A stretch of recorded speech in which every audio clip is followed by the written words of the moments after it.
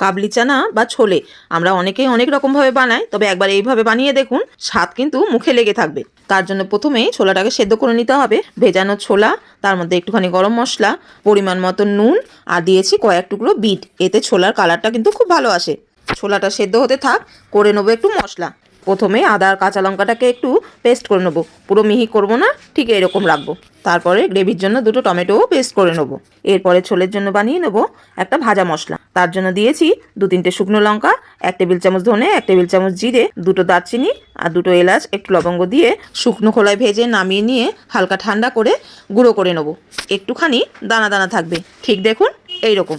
এদিকে ছোলাটা সেদ্ধ হয়ে গেছে, ঢাকনা খুলে গরম মশলাগুলো আর বিটগুলো তুলে নেবো। এরপরে কড়াইয়ে তেল গরম করে তেজপাতা আর জিরে ফোড়ন দিয়ে কুচনো পেঁয়াজ দিয়ে, পেঁয়াজটা যখন হালকা মতন ভাজা হয়ে যাবে সেই সময় দিয়ে দেবো কাঁচা লঙ্কা আর আদা বাটাটা। আদা কাঁচা লঙ্কা দিয়ে একটুখানি নেড়ে নিয়ে দিয়ে দিলাম টমেটো বাটাটা। টমেটো বাটা দিয়ে ভালো করে একটুখানি ভেজে নিতে হবে। একটু ভাজা হয়ে গেলে তারপরে দিয়ে দেবো হলুদ গুঁড়ো, কাশ্মীরি লঙ্কার গুঁড়ো, সব দিয়ে একটু ভালো করে কষিয়ে নেবো। মশলাটা যাতে লেগে না যায় সেই জন্য বাটি ধুয়ে একটু জলও দিয়ে দিলাম। আর তার সাথে দিয়ে দিলাম যে ভাজা মশলাটা গুঁড়ো করে রেখেছিলাম সেটাও। সব মশলাগুলো দিয়ে একসঙ্গে কষিয়ে নিয়ে শেষে দিয়েছি একটা সেদ্ধ আলু ছোট করে কেটে। এটা পুরোপুরি অপশনাল, আপনারা নাও দিতে পারেন, তবে আমাদের বাড়িতে আবার আলু না হলে চলে না, তাই অল্প করে দেওয়া। তো এবারে সব মশলাগুলো কষানো হয়ে গেছে, এই সময় দিয়ে দিলাম সেদ্ধ করা ছোলাটাও। ভালোভাবে ফুটে উঠলে নুনটা একবার চেক করে নেবেন, আর সব শেষে কসুরি মেথি ছড়িয়ে নামিয়ে নেব। তো আপনারাও একবার এইভাবে বাড়িতে ছোলে বানিয়ে দেখুন, দোকানের স্বাদকেও কিন্তু হার মানাবে।